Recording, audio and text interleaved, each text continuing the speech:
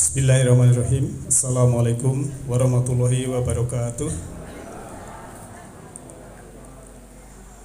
Alhamdulillah arsala rasulahu bil huda wa dinil haq liyudhhirahu 'ala dini kulli walau karihal musyrikun. Asyhadu an la ilaha illallahul malikul haqqul mubin wa asyhadu anna Muhammadan abduhu wa rasuluhu rahmatan lil alamin. Rabbi shrah li sadri wa yassir li amri wahlul 'uqdatam min lisani yafqahu qawli. Ibu bapak yang saya hormati, kaum muslimin wal muslimat rahimakumullah, yang insyaallah dirahmati oleh Allah Subhanahu wa taala.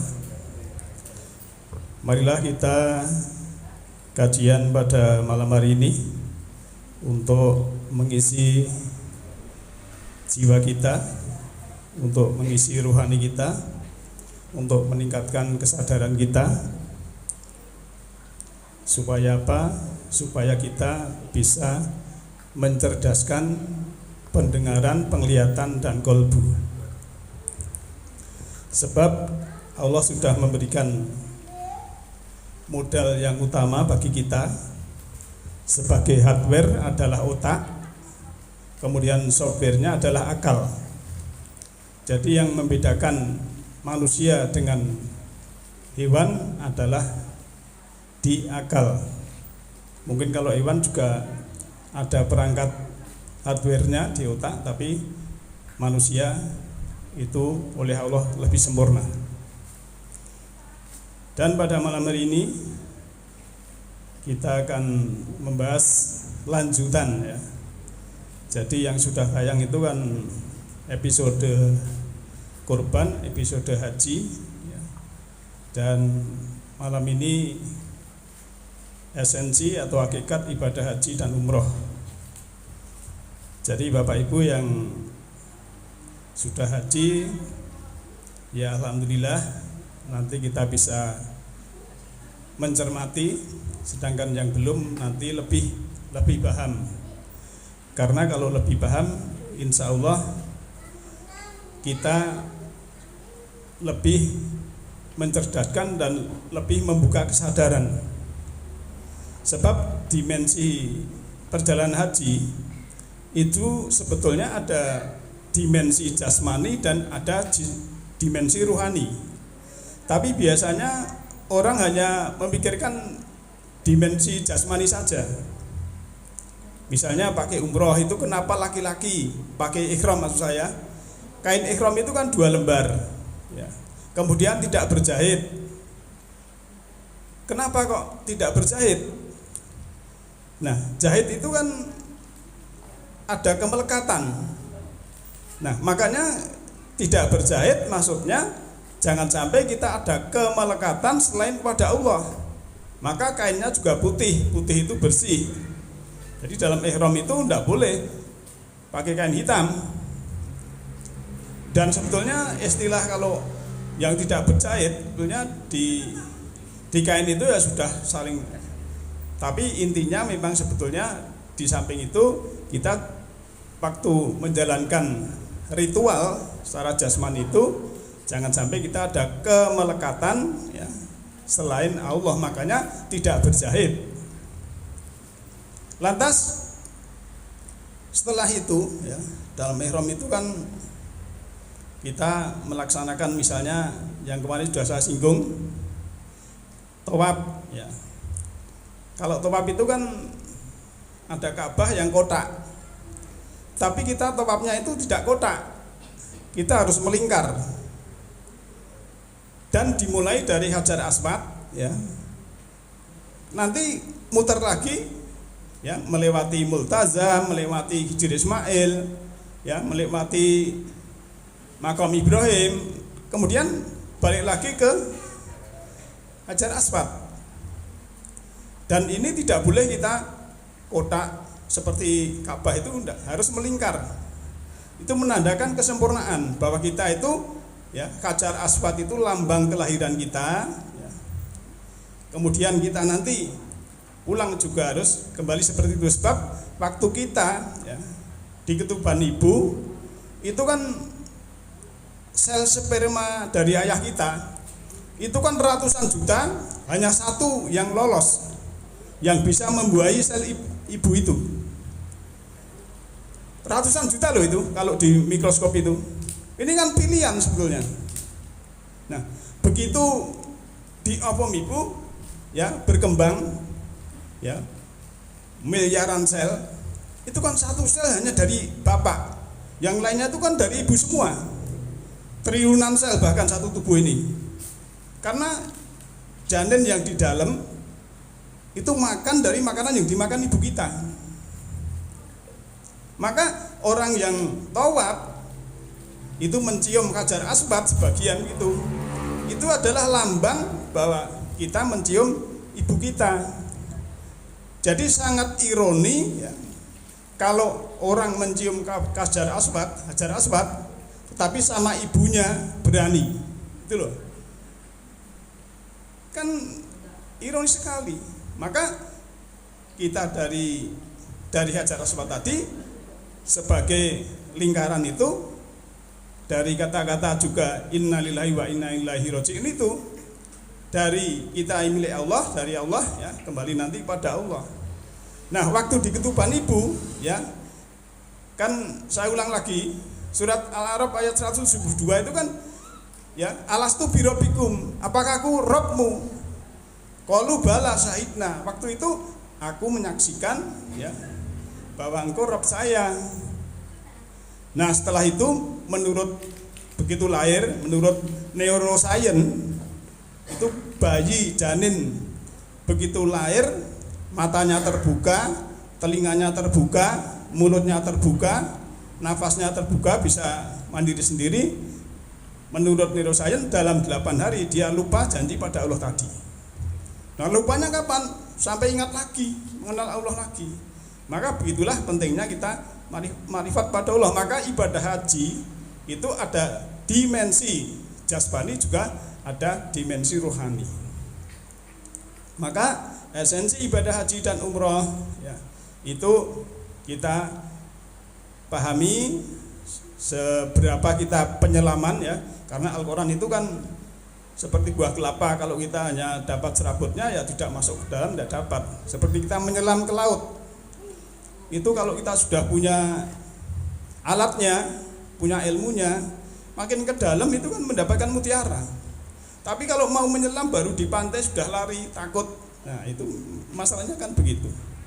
Dan ilmunya Allah yang dari Allah itu ibarat air. Air itu kan masuknya paling bawah.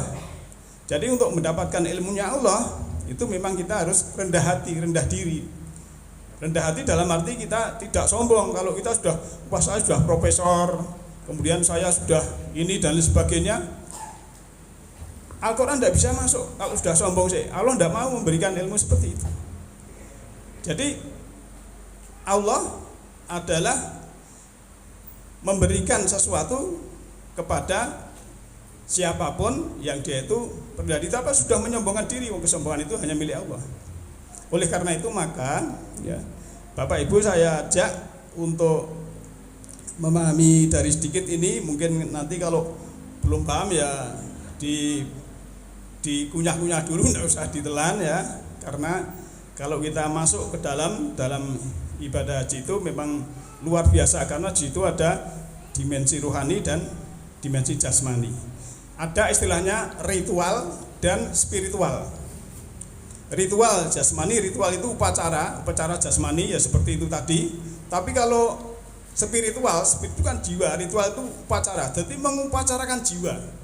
Jadi di samping di sana sholat di depan Baitullah, itu juga upacara di dalam jiwanya, bukan hanya jasmaninya saja. Maka ibadah haji kalau cuma jasmani, pulang ya dapatnya cuma capek. Tapi kalau dimensi rohaninya juga diupacarakan, insya Allah akan menjadi yang lebih afdol. Ini sebagai prolog bahwa kita melakukan ibadah itu memang tahu hakikat ataupun yang berhubungan dengan umroh atau ibadah haji. Ini saya kira sini tidak ada yang tidak kenal, semua kenal. Enten sing mboten kenal, Bu? Mesti kenal kabeh iki namung nggih contoh ada istilah Baitullah. Ini Mbah Sabto secara fisik, secara jasmani ya di Baitullah. Gitu, Mbah? Kemutan mboten? Kemutan nggih. Alhamdulillah. Jadi kata-kata Baitullah itu sebetulnya dalam Al-Qur'an 30 juz, 114 surat ya, 6236 itu tidak ada secara kata-kata Baitullah. Yang ada itu Baitul Haram, Baitul Atiq, dan Baitul Ma'mur. Nah, nanti kita lihat. Tapi nanti ujungnya juga bisa ke Baitullah dengan kita memahami yang lain. Ya, ini saya sebutkan tadi ya. Dalam Al-Quran yang ada adalah istilah Baitul Haram. Ini di dalam surat Al-Maidah ayat 2 juga ayat 97.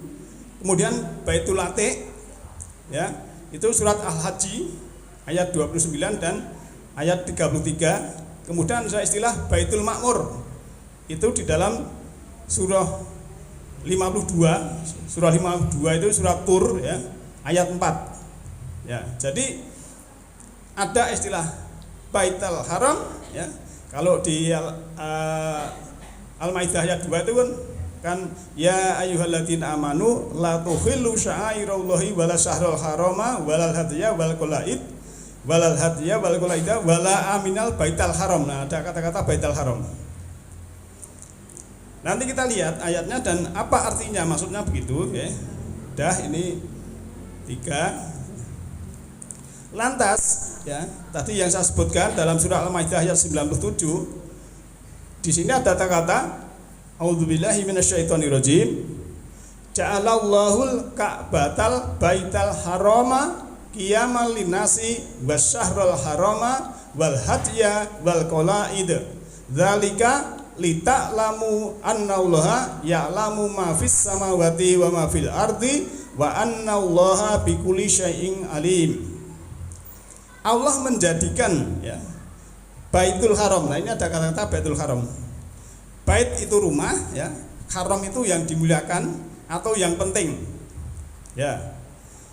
Berdiri untuk manusia, qiyaman linas, ya, wasyahrul haram ya. Dan begitu pula pada bulan-bulan haram, bulan-bulan hurum. Dan korban serta lingkungan Ka'bah. Yang demikian agar kamu ketahui bahwa Allah mengetahui apa yang di samawat, di langit, dan apa yang di bumi. Dan sesungguhnya Allah mengetahui atas setiap sesuatu. Nah, ini kita biar tahu dulu Baitul Haram. Jadi Al-Haram itu Masjidil Haram itu bukan masjid haram sing karam seperti apa tuh lahmal khinzir ataupun darah ataupun maitat, itu bukan. Artinya memang penting. Jadi Al-Haram ya, Masjidil Haram itu masjid yang penting, masjid yang mulia. Jadi satu kata dalam Al-Qur'an itu bisa katanya bisa artinya itu bisa bermacam-macam, tinggal nanti konteks dari ayat tersebut berhubungan dengan apa. Di sini juga ada kata Al-Ka'bah. Ka'bah itu juga simbol ya, juga simbol. Bapak Ibu yang saya hormati, lantas kita lanjutkan ya. Ini surat Al-Hajj ayat 33, ini ada istilah Al-Baitil Atiq. Lakum fiha manafi'u illa ajali musama summa makhilluha ilal baitil atiq. Apa artinya? Ya, bagi kamu pada binatang-binatang hadyu itu ada beberapa manfaat sampai kepada waktu yang ditentukan, kemudian tempat wajib serta akhir masa penyembelihannya ialah setelah sampai ke Baitul Atiq. Baitul Atiq artinya bisa diartikan rumah antik, rumah kuno, rumah tua, atau juga secara jasmani, secara fisik, secara simbol diartikan Baitullah. Jadi memang secara tulisan di Al-Quran tidak ada kata-kata Baitullah. Tadi ya sebutkan yang ada Baitul Haram, Baitul Atiq ya, dan juga Baitul Ma'mur. Ma'mur artinya rame. Di sini ada saya sebutkan ya, wal baitil ma'mur surat 52 surat Tur ayat 4, dan demi Baitul Ma'mur. Baitul Ma'mur ialah Ka'bah karena Ka'bah selalu mendapat kunjungan haji, umroh, tawaf dan lain-lain, atau sebuah rumah di langit yang ketujuh yang saban hari dimasuki oleh malaikat 70 malaikat. Ini tafsir Depak. Ya. Jadi kalau di Depak boleh saja memang untuk menafsirkan itu sesuai dengan kecerdasan, sesuai dengan disiplin ilmunya. Jadi ada istilah Baitul Ma'mur. Maka makmur itu dalam bahasa Al-Quran diartikan ramai, rumah yang ramai. Soalnya tidak pernah sepi sana Pak, 24 jam ya. Kalau golek sepi itu biasanya jam 1 sampai menjelang subuh. Itu agak sepi kalau mau jalan-jalan itu kan. Ya kebetulan dulu kalau pas di sana itu hotel cuma turun kemudian swalayan dan masuk. Nah, di sana itu mungkin ya di swalayan itu ada orang yang seperti jualan orang Konghucu itu loh, apa? Dupo ya. Itu mungkin kalau orang di sini itu sudah dikatakan musyrik mungkin. Saya umur. Lah kono wae yo ngene iki ora dikandaki musyrik kok. Gitu loh. Kadang orang di sini kok terlalu ya. Kalau di sana memang itulah sebetulnya kita ya harus memaklumi. Maksudnya apa? Memang untuk apa itu? Pengharum ruangan, bukan makani setan, bukan. Setan itu kan jin, dari jin dan manusia ya, surat 6 ayat 112. Jadi biasanya orang memahami setan ini sing ra ketok. Setan ini awake dhewe iso dadi setan kalau posisinya dia melanggar hukum, kan begitu. Nah, Bapak Ibu sekalian, ini kita sudah paham dulu tentang Baitullah ya. Itu ada kata-kata Baitul Haram, Baitul Atiq dan Baitul Ma'mur. Sekarang kita menginjak Arafah ya. Arafah. Ini saya tidak menyinggung kapan Arafahnya, Bapak Ibu biar tahu sendiri gitu ya.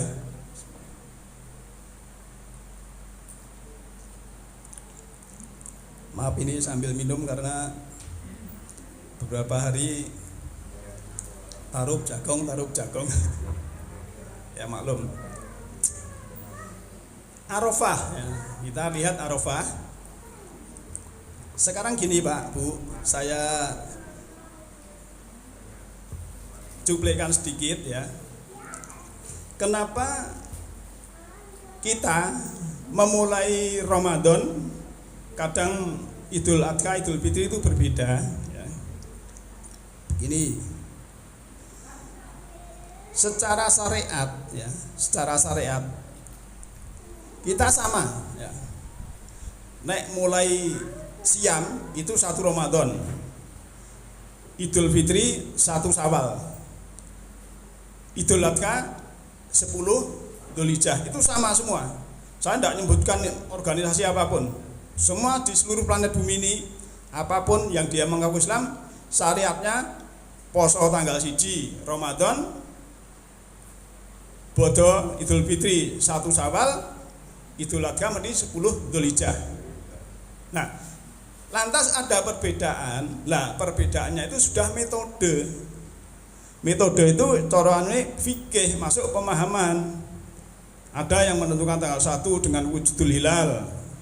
Walaupun tidak kelihatan di atas ufuk sudah dianggap tanggal 1. Yang satu mungkin mabim harus 3 derajat dulu di atas ufuk, elongasi 6,4 derajat. Ini metode. Ya, yang repot tuh kalau 3 derajat kurang dikit sudah kelihatan. Lah piye? Ya itu repot nanti. Tapi itu ya enggak masalah, itu metode kok. Bagi Allah tidak ada yang benar, tidak ada yang salah. Semua benar. Ya bagi Allah loh. Tapi kalau bagi kita masing-masing lah, sing ini yang ini kan begitu. Maka saya enggak menyebutkan. Ini saya sebutkan syariahnya ya, secara syar'i. Kalau mulai siam 1 Ramadan, kalau Idul Fitri 1 Syawal, Idul Adha 10 Dzulhijjah. Syar'i sama semua. Baik organisasi apapun, madhab apapun itu sama. Untuk menentukan itu lah caranya itu namanya sudah metode. Kalau bahasa Al-Quran itu sudah manasik. Maka dalam surat 29 surat Al-Kabut ayat akhir, kalau kita sungguh-sungguh akan ditunjuki jalannya. Tapi dalam surat Al-Haji ayat 67 itu caranya, metodenya itu memang dengan jalan berdasarkan itu berbeda-beda. Maka kita harus menghormati satu dengan yang lain, ya. Tidak ada yang mungkin wah itu kalau itu tidak sah tidak itu tidak boleh. Ya, intinya kita tidak boleh mengisi nilai rapot orang lain. Tidak penak toh ya. Biasanya kan kita itu rapote kancane di jane kalau gue Gusti Allah ngai biji 8 pedendan ndok biji 4 kan gitu tuh. Biasanya kan gitu. Yang wawasan sempit. Nah, padahal ilmu itu harus bisa meluaskan pandangan. Ilmu itu harus bisa membuka mata kolbu sehingga wawasan kita itu universal, tidak lokal, tidak parsial. Nah, kita kembali ke sini. Ini hanya cuplian saja supaya kita itu rukun agawe santoso gitu loh. Jangan sampai kita ndak tahu itu syariahnya sama, sebetulnya metodenya beda. Ya udah beda. Nek jenenge beda iki wong sak omahe kadang enten coblosan nika bapake nyoblos ijo, anake kuning, mboke ungu. Iso-iso lho nggih. Nah, niku pilihan niku. Apa arep padu? Ya ora, sesuk mangan bareng di rumah gitu aja. Sing dadi sapa? Nek sing menang pilihanmu ya aja kemelinti kan gitu. Hormati kan gitu. Nah, misalnya demikian ya. Maka Arafah itu adalah tanggal 9 Dzulhijjah, ini sama semua. Ya. Adalah puncak ritual ibadah haji di tanah suci ya. Ini mungkin saya kilas balik seperti Pak Haji Parman kemutan. Jadi di situ jutaan umat dari berbagai penjuru dunia berkumpul di sebuah kawasan bebatuan. Luasnya ini ya, tapi sebenarnya mungkin sudah diperluas lagi, diperlebar. Di padang tandus inilah jamaah haji memulai ritualnya dengan cara berdiam diri, melakukan perenungan dan bertafakur tentang substansi kehidupannya sebagai khalifah Tuhan di bumi. Ya, perenungan yang memakan waktu sekitar 5 sampai 6 jam, zuhur sampai maghrib, itu kita kenal sebagai ritual. Jadi wukuf di Arafah. Maka kita dalam kehidupan ini ya, kita memang harus bergerak terus ya. Aktivitas dinamis, tapi sekali waktu juga wukuf, berhenti. Ya. Jangan ke kantor terus, jangan ke pasar terus. Sekali waktu merenung, berhenti ya. Dievaluasi kan begitu. Maksudnya begitu. Nah, di sini ada kata-kata juga ya, sebagai khalifah Tuhan di muka bumi. Khalifah itu kan penguasa.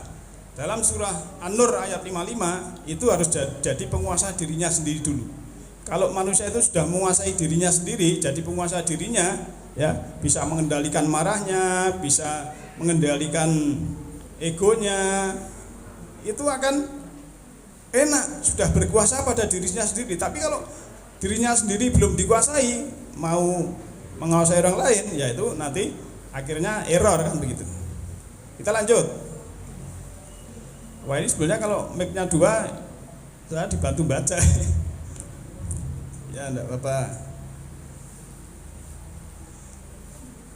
Yang suaranya keras tolong dibacakan, Pak.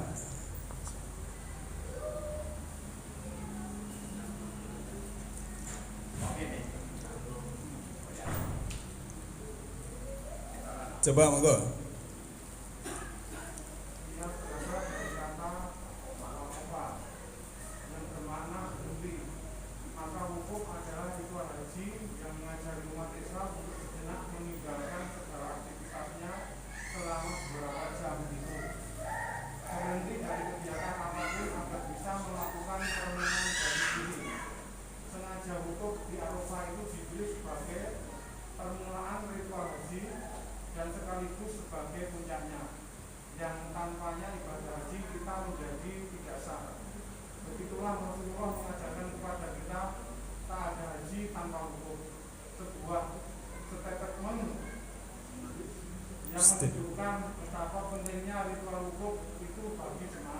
Ya, Pak Parman mungkin ingat ya waktu di sana itu bisa Kita lanjutkan ya. Ini saya bacakan pelan-pelan ya. Ada beberapa hikmah yang terkandung di dalamnya. Namun yang utama adalah bahwa sebelum melakukan ibadah fisik selanjutnya di dalam rukun haji, seorang muslim harus melakukan persiapan mental dan perenungan jati diri ke dalam jiwanya sendiri. Jadi harus meniti ke dalam diri ya, sebelum melakukan ritual yang fisik itu juga sudah masuk ke dalam, supaya kalau sudah berjalan ke dalam itu akan membangkitkan jiwanya untuk nanti bisa menghadirkan Allah Ta'ala. Sebenarnya hal ini menjadi dasar bagi semua ibadah di dalam Islam, termasuk ibadah yang lain, sebenarnya termasuk sholat, ya, siam dan lain sebagainya. Bahwa setiap langkah ibadah kita harus berlandaskan ilmu dan niat yang benar, yang itu hanya bisa dicapai kalau kita telah melakukan pemahaman, penghayatan, dan komitmen untuk melangkah ke depan secara berkualitas. Tanpa proses semacam itu, ibadah kita tak lebih hanyalah sebuah ritual tanpa makna dan tak membekaskan apa-apa yang di dalam jiwa. Jadi ritual jasmani harus kita ikuti, juga upacara jiwa.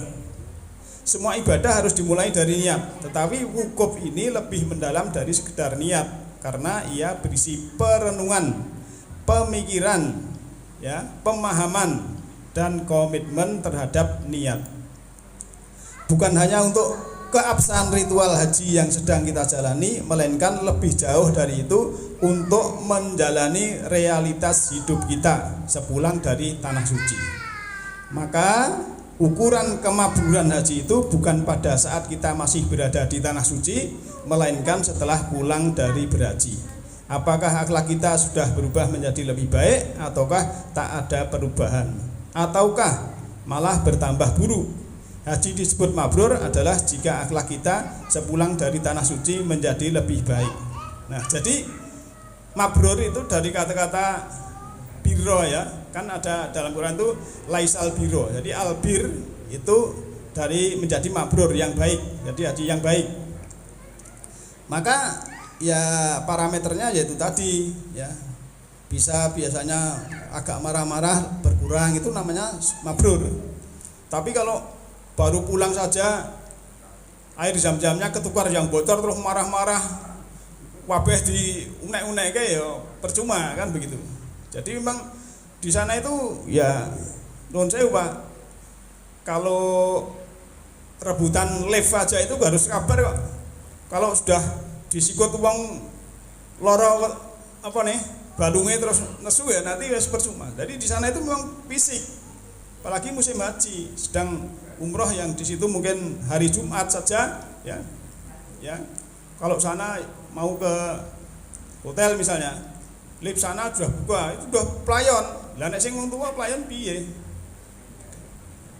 Nek orangnya itu toleransi, ya sing sepuh duluan terus enggak apa-apa, tapi kalau orangnya ego, yang penting aku iso mlebu nang lift kan itu. Perlu kesabaran yang tinggi. Apalagi kalau cuma pulang sudah sampai di bandara kemudian air zam-zamnya tertukar aja marah-marah, ini kan kebangetan, mesake kan gitu. Jangan sampai seperti itulah. Kita lanjut. Di sini disebutkan ya bahwa kesuksesan sebuah ibadah haji terletak pada perubahan sifat berserah dirinya pada Allah sesuai berhaji. Yang jika didetailkan akan menjadi 5 sifat yang saling mempengaruhi: lebih sabar, lebih ikhlas, lebih taat, lebih tawakal, dan lebih suka berkorban dalam berbuat kebaikan. Kelima sifat itu kalau dilebur menjadi satu akan menghasilkan sifat berserah diri kepada Allah yang disebut muslimun. Sifat ini oleh Allah ditempatkan sebagai kualitas puncak bagi seorang manusia yang sedang berproses meningkatkan kualitas keislamannya. Lebih tinggi dari kualitas iman dan lebih tinggi dari kualitas takwa. Sehingga dalam ayat berikut ini Allah mendorong orang beriman untuk naik kelas menjadi bertakwa dan naik kelas menjadi muslimun. Ya ayyuhalladzina amanu taqullaha haqqa tuqatih wa la tamutunna illa wa antum muslimun, kan begitu ayatnya. Jadi muslim dalam arti yang pasrah, bukan muslim hanya pengakuan, kan begitu ya. Ayo orang-orang yang beriman, bertakwalah kepada Allah sebenar-benarnya takwa, sebenar-benarnya insaf, sebenar-benarnya sadar. Jangan salah sekali-kali kamu mati melainkan dalam berserah diri atau muslimun. Maka dikuatkan dalam surat An-Nisa ayat 125, wa man ahsanu dinan mimman aslama wajhahu lillahi wa huwa muhsinun wa taba'a milata Ibrahima hanifa wa takhadallahu Ibrahima khalila. Dan siapakah yang lebih baik agamanya daripada orang yang ikhlas menyerahkan diri, jadi aslama. Yang paling baik agamanya, jadi itu aslama, pasrahkan pada Allah. Sedang ya, dia pun mengerjakan kebajikan dan ia mengikuti agama Ibrahim atau milah Ibrahim atau level Ibrahim atau kesadaran Ibrahim atau makom Ibrahim juga bisa, dalam arti tingkatan keimanan Islamnya adalah level Ibrahim yang lurus, dan Allah mengambil Ibrahim menjadi kesayangannya, Khalila. Ya memang Ibrahim mendapat gelar Khalila ya. Maka Ibrahim itu suka berpikir logis. Kemudian nama anak-anaknya ya, itu Ismail, itu kan dari kata Samia juga, dia itu suka mendengar. Tolong dibaca Mas.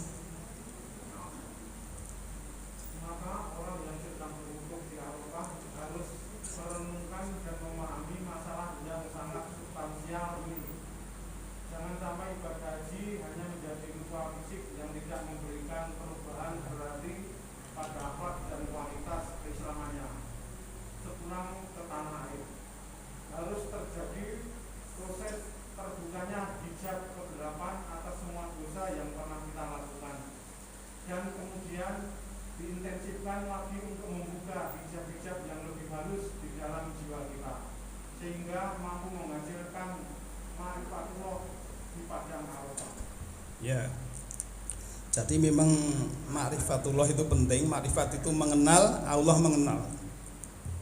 Kan kita sebetulnya kalau mengenal diri kita sendiri, itu kan mengenal Allah. Ya, karena Allah kan lebih dekat dari urat nadi leher kita. Aqrabu min qablil warid. Ya, surat Qaf ayat 16.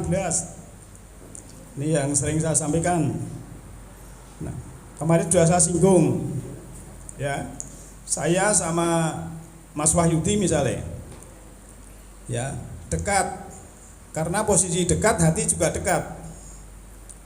Mungkin saya dengan si B di sini walaupun dekat, tapi tidak merasa dekat karena saya tidak ada hubungan batin, ya tidak, mungkin tidak kenal dan lain sebagainya. Tapi dengan kawan saya yang ada di Papua sana, karena sudah biasa, saya merasa dekat.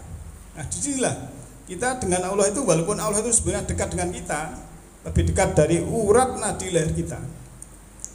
Tinggal kita merasa dekat atau jauh. Nah, kuncinya apa?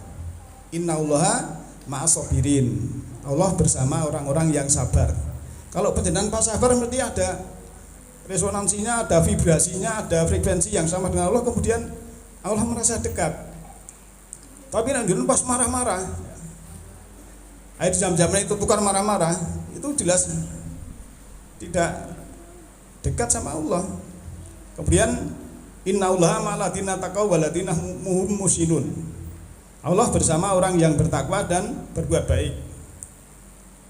Berarti kalau kita sedang takwa, ya, takwa itu kan di dalam sini ya. Kemudian muhsinun itu direalisasikan dalam perbuatan. Itu mesti kita merasa dekat.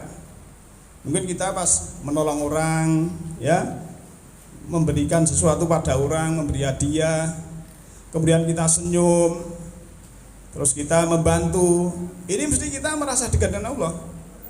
Tapi kalau kita pas ngunek-ngunek uang atau pas kita ngapusi uang, ya, itu mesti otomatis di dalam sini ada kolbu, ya. Kolbu ada fuad, ada nurani, nur Allah, nur ilahi yang sudah mendeteksi. Maka sering saya sampaikan, waktu kita belum ketekan Quran, waktu kita belum ketemu mampu balik, belum ketemu Islam, ya. Dulu ki nek ngapusi ngono kene iki wis ngerti. Ngapusi ki elek menurut Allah sudah memberikan di sini. Kalau menolong orang lain itu baik, itu di sini sudah mengatakan. Maka kita ya bangkitkan yang dari dalam ini. Nah, oleh karena itu saya berulang-ulang, kalau di dalam ini sudah lembut, lihat orang semua itu lembut. Kalau di dalam ini sudah damai, melihat orang lain juga damai. Termasuk dalam keluarga, termasuk dalam masyarakat dan lain sebagainya. Kita lanjut. Dibaca Mas.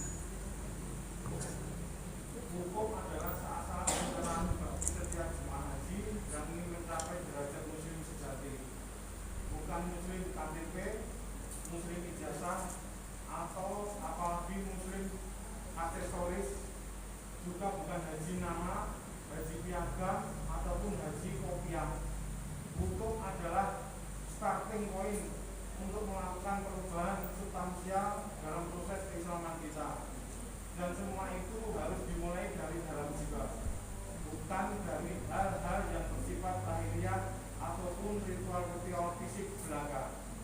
Arafah sesuai namanya adalah padang pengetahuan tempat Nabi Adam bertaubat dan kemudian memperoleh kalimat-kalimat ilahiyah sebagai bekal mengarungi kehidupan bumi, di mana ia dan anak keturunannya ditugasi sebagai khalifatul fil ardi, pemimpin di muka bumi. Ya, ini wukuf. Ini wukuf itu kan tadi dari wakofa, berhenti ya, senak. Yang berhenti juga fisiknya, juga jiwanya, merenung, tadakur, tafakur. Maka yang namanya zikir itu menurut Al-Qur'an itu ya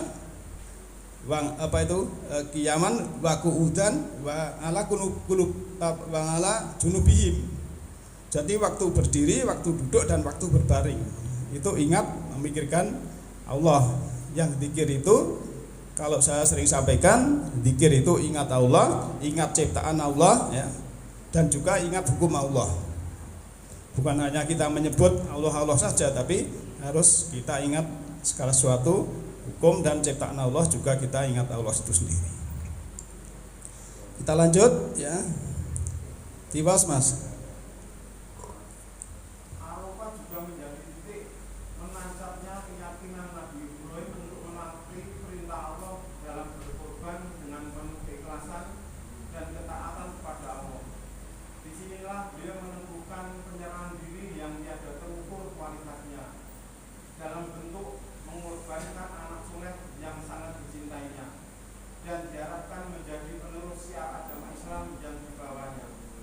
Maka wukuf di Arafah adalah momen yang sangat penting bagi setiap jemaah haji untuk memperoleh pengampunan Allah sebagaimana Nabi Adam, dan dilanjutkan dengan komitmen berserah diri kepada Allah sebagaimana Nabi Ibrahim. Ya. Jadi Nabi Ibrahim itu karena pengalaman dengan ayahnya kan belum beriman, tidak beriman ya. Dia maka minta pada Allah di ayat yang lain itu keturunannya menjadi orang yang beriman, beramal soleh. Jadi memang fitrah manusia, Pak. Fitrah manusia itu apa yang orang tua lakukan, anaknya supaya melakukan. Misalnya orang tuanya tidak kecapean ya, apa itu cita-citanya, itu mungkin anaknya nanti digadang aku duwe cita-cita ini ya. Misalnya dulu pendidikan cita-cita jadi dokter, karena sekarang mampu anaknya mungkin sekolahkan dokter, atau yang lain juga bisa. Itu wajar, itu memang manusiawi ya.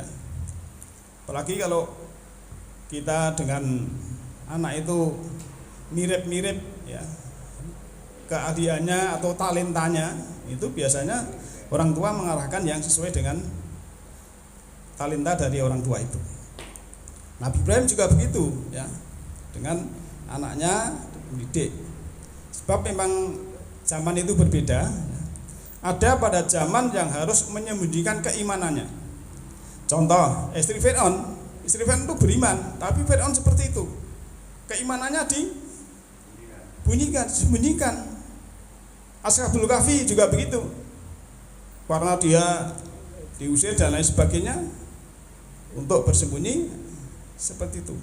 Jadi memang ya zamannya memang seperti itu sebagai pelajaran, karena Al-Quran itu ahsanul qasas ya. Surat Yusuf ayat 3. Sebaik-baik cerita. Nah, cerita itu akan kita ambil hikmahnya. Misalnya ada cerita Ashabul Kahfi. Ya, dia di gua, matahari terbit sebelah kanan, terbenam sebelah kiri.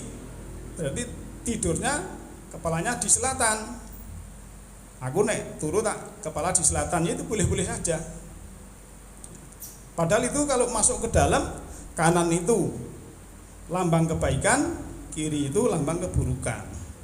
Maka yang baik harus kita terbitkan, yang buruk harus kita tenggelamkan, maksudnya gitu. Ya. Maka segala sesuatu itu ada pelajaran dan ada pesan. Kita lanjut ke Mas. Selesai Mas. Inilah padang pengampunan dan padang pencerahan bagi setiap diri yang ingin meningkatkan kualitas keislamannya.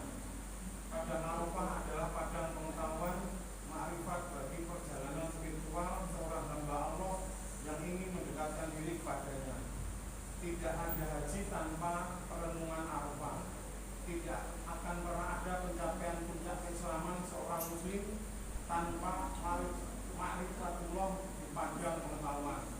Karena sesungguhnya ini baru permulaan bagi perjalanan spiritual berikutnya, yang di dalam ritual haji disimbolkan dengan melempar jumroh di Mina, tawaf di seputar Ka'bah, dan diakhiri dengan sa'i antara Safa dan Marwah. Ya, ini sudah paham, jadi dibacakan ya.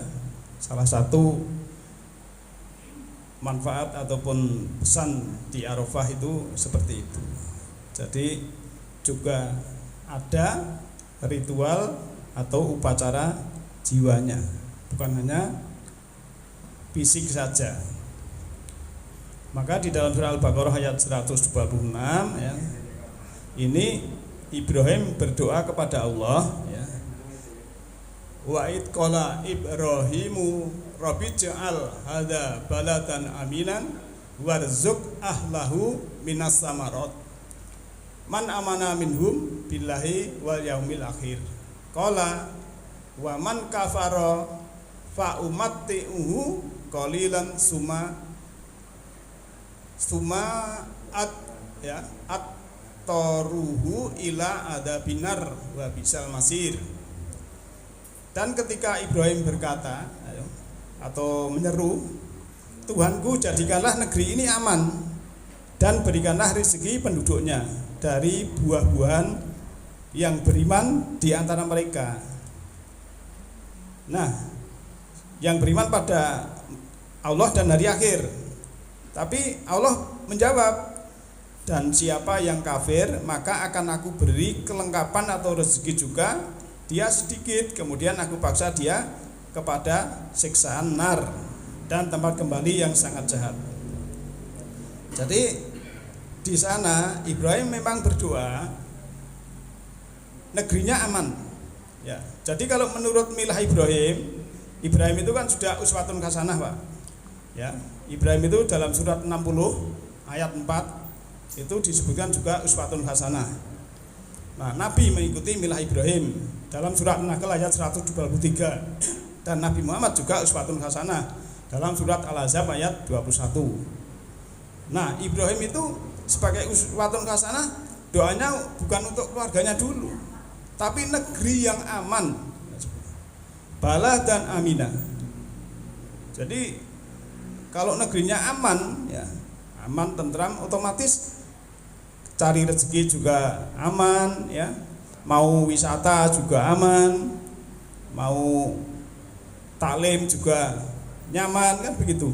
Tapi kalau seperti di Ukraina, ya, atau di mana yang negara perang itu kan mengerikan. Suasana perang arep duwene lemah, arep ado lemah, arep ayu lho, Pak.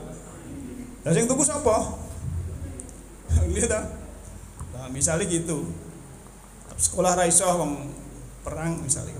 Kalau jangan lihat perangan itu ya kan mengerikan itu. Dan itu sebenarnya ya tidak pas kalau berhubungan dengan kedamaian kan begitu. Maka kita kalau berdoa ya sepertinya juga bagus, nanti baru ke keluarga, termasuk mendoakan orang lain ya. Di dalam surat Muhammad ayat 19, kalau berdoa itu jangan untuk diri sendiri, nah, gitu kan, untuk kawan sahabat yang lain. Kemudian dalam surat Al-Hasr surat 59 ayat 10 ya, berdoanya itu untuk orang yang beriman yang dulu dan yang akan datang. Kan demokratis sekali. Itu namanya resonansinya kan kembali pada diri kita masing-masing, Pak. Lah nek wong liya iki didongake ya, otomatis kan ada kasih sayang. Maka sering saya sampaikan, orang yang meninggal kalau belum ada kasih sayang, belum ada pemaafan, belum ada pelayanan, perlu dipertanyakan husnul khotimahnya. Ya, kalau sudah nyawa di tenggorokan masih marah-marah, masih punya dendam, ya, waktu sehatnya belum pernah ada pelayanan, itu ya dipertanyakan. Walaupun saya ngaran ndongakne iki tekon karo sing taksiyah. Bapak Ibu panjenengan sekseni nggih. Niki sing sedone husnul khotimah no mboten. Jape husnul khotimah jape walaupun anu gitu. Lah wong layat ditekoni ya arep jawab mboten ya ora wani.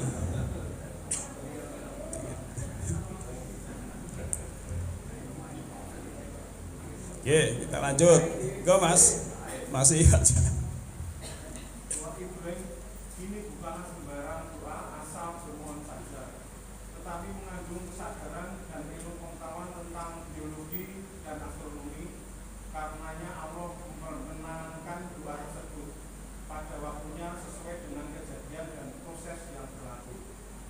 Ini yang ditujukan Ibrahim itu telah terlaksana dan akan terlaksana terus menurut keadaannya yang wajar, tentang mana orang-orang kafir boleh merasa iri hati, tetapi bukanlah keadaan yang berlaku di Saudi Arabia. Ini suatu kebetulan.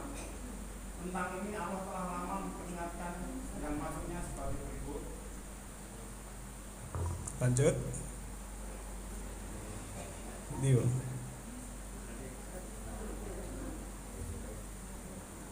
Sebentar nggih.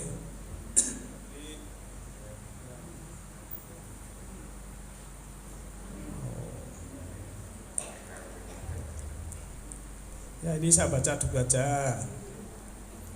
Ini kan berhubungan dengan Ibrahim ya. Tadi intinya kita sudah tahu bahwa doa Ibrahim itu untuk keselamatan negeri.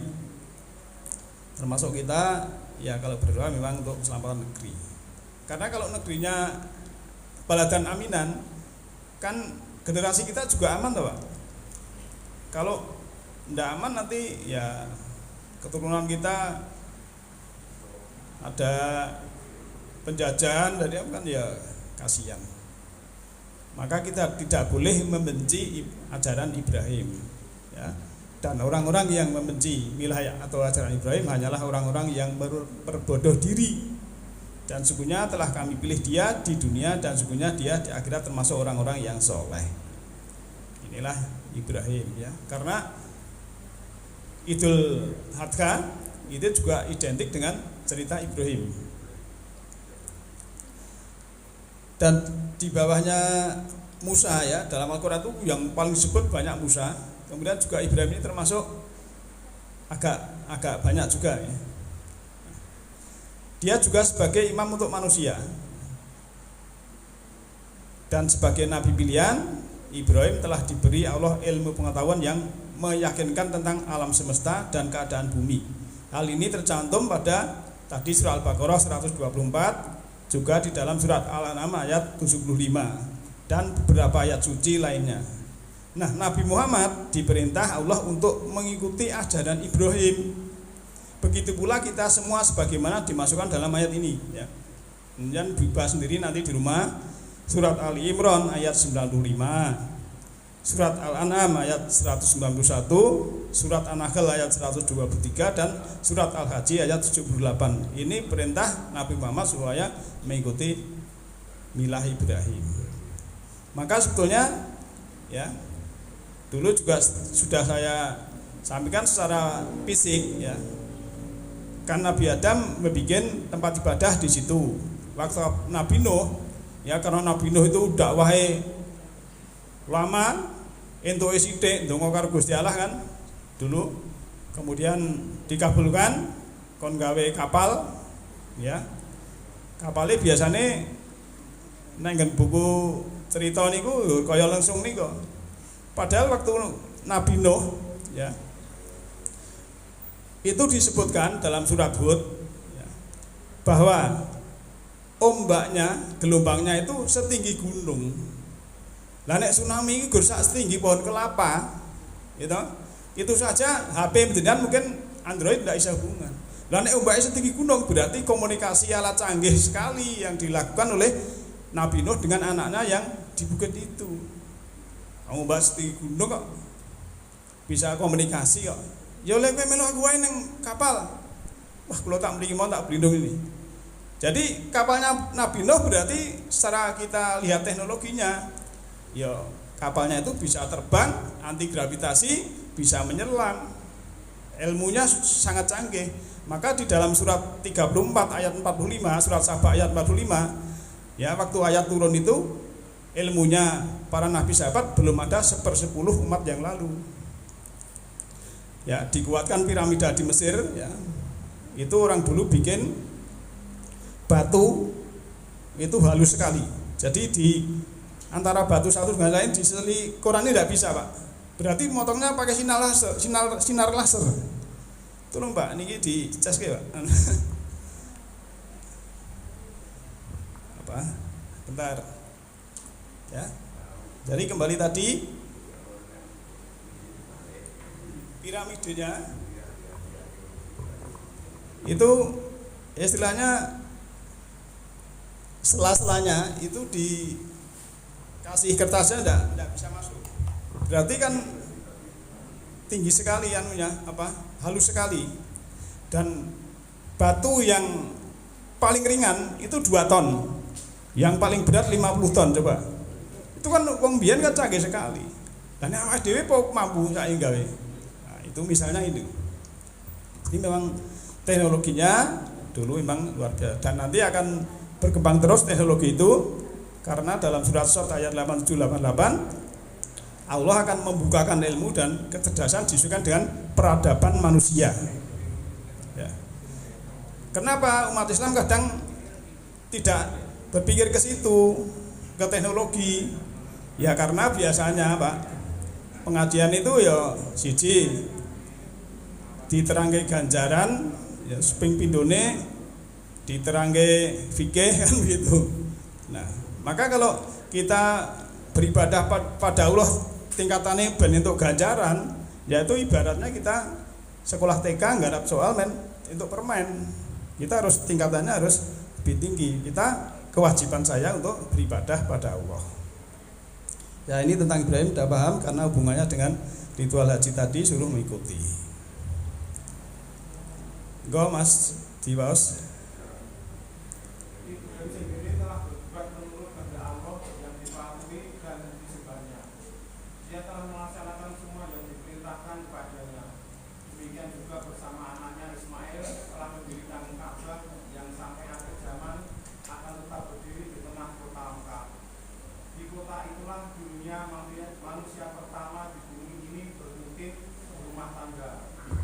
Ya, jadi di dalam surat Ali Imran ayat 96 itu kan ada kata-kata Wudi alinas. Jadi bait yang Wudi alinas diciptakan untuk manusia.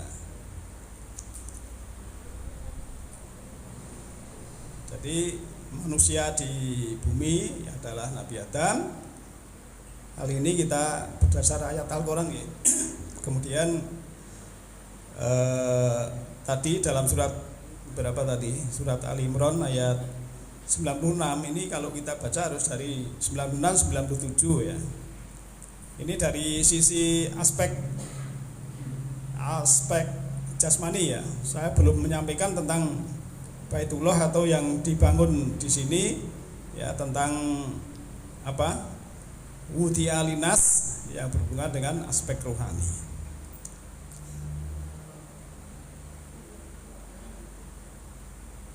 Nah, ini ayat yang berhubungan dengan Nabi Adam ya. Ini saya lewati saja ya. Yang berhubungan dengan tadi rumah pertama dan lain sebagainya. Kemudian waktu Adam turun ya, ini gambar solar system kita, planet kita, bahwa bumi kita ini planet ketiga. Kalau secara perbandingan ya, ini matahari seperti itu, kemudian Merkuri, Venus, bumi kita, Saturnus dan lain sebagainya ya. Dan nenek moyang kita ya, sebentar ya, kalau ibadah haji kan itu ada istilah tahalul, memotong rambut ya. Itu kemarin sudah saya singgung. Di samping cinta kita kepada tanah air di sana, karena orang tua kita dulu, nenek moyang kita asal di sana, ke sini merantau, kita berkunjung ke sana sebagai cinta. Sana kita meninggalkan rambut. Nah, di samping itu potong rambutnya bukan hanya rambut di kepala, tapi juga rambut yang ada di dalam. Sakit hati, kecewa, itu rambut kotoran di dalam itu juga harus dibersihkan secara hakikatnya. Jadi membersihkan rambut bukan hanya gundul blondos ya. Nah, kemudian ya, kalau kita sudah memahami di sini maksud tadi ya, termasuk kita paham nenek moyang kita. Kemudian ini cerita Adam ya, karena Adam juga tadi ada hubungannya dengan rumah di Mekah. Ini saya lewati bahwa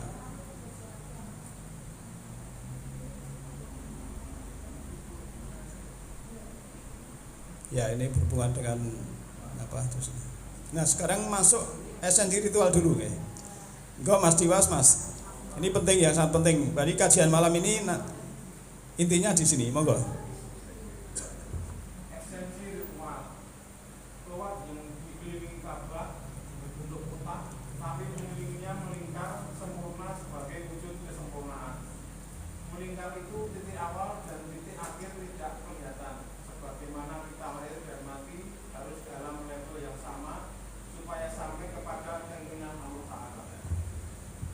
Jadi melingkar ya, itu melingkari, kalau melingkar kan ya, dari titik awal melingkar. Kalau jari-jari konstan tekan titik awal melih niki mboten ketok titik awal ndi titik akhir ndi, ndak kelihatan. Maka manusia ya, waktu di ketuban ibu tadi dalam surat Ali Imran ayat 6 itu kan, waladi yusafirukum fil arhami kaifa yasa la ilaha illa wal ajilul hakim. Bahwa Allah menyempurnakan kamu di perut, di rahim, yaitu kehendak Allah. Ya. Lantas dalam surat Al-Hijr ayat 29 ya, faida ya sawaituhu wa nafahtu min ruhi. Setelah sempurna di sini tadi ya, antara sperma tadi yang ratusan juta masuk ke ofum ibu, kemudian ditiupkan rohnya, roh Allah. Nah, itu kita kenal Allah tadi dalam surat 7 172 tadi. Nah, itu harus nanti mau pulang harus kenal Allah ya. Maka dalam surat Waqiah ya, nanti kalau itu ada cerita orang sakaratul maut di tenggorokan, itu harusnya kamu melihat saya, melihat Tuhan. Tapi kenapa kamu tidak melihat? Nah, ternyata ini dimensinya dimensi kolbu, melihat dengan kolbu. Nah, makanya ini di tema yang lain ya, yang berhubungan dengan sakaratul maut. Jadi di sini yang tadi tawaf itu salah satu jalan adalah seperti itu. Sa'i di sini ya, laki-laki disuruh lari-lari kecil. Karena laki-laki adalah lambang rohani, kemarin sudah saya singgung juga. Maka rohani itu makanan jiwa harus selalu tumbuh dan meningkat setiap waktu. Nah, walaupun laki-laki waktu sa'i, ya, ini mungkin di rumah ratau mayu, ya, itu sedapat mungkin memang lari-lari kecil. Tapi bagi ibu-ibu wanita, walaupun guru senam, guru olahraga, gitu, pelari maraton, ya, itu di sana tidak disuruh lari-lari, loh beda segitu. Maka lambang rohani adalah laki-laki, lambang jasmani adalah wanita. Maka kemarin kebanyakan wanita masuk neraka itu karena orang yang mementingkan jasmani, mementingkan materi, lupa rohani, maksudnya gitu. Jangan diterima mentah. Sebab apa? Lawang taklim itu yang banyak mesti taklim ibu-ibu, pengajian ibu-ibu. Jarang loh taklim bapak-bapak, taklim ibu-ibu. Kok masuk neraka. Talhalul tadi sudah saya singgung juga, kemarin sudah ya. Akibatnya memotong rambut, kotoran dalam jiwa seperti marah, dendam, iri, takabur, riya, sum'ah. Riya itu pamer, sum'ah itu dari samia, yasma'u, sum'ah. Maksudnya janjane wong liya iki ora ngerti nek kita terus ngomong ben krungu apanya itu lah, itu sum'ah namanya, istilahnya itu. Itu harus kita hilangkan.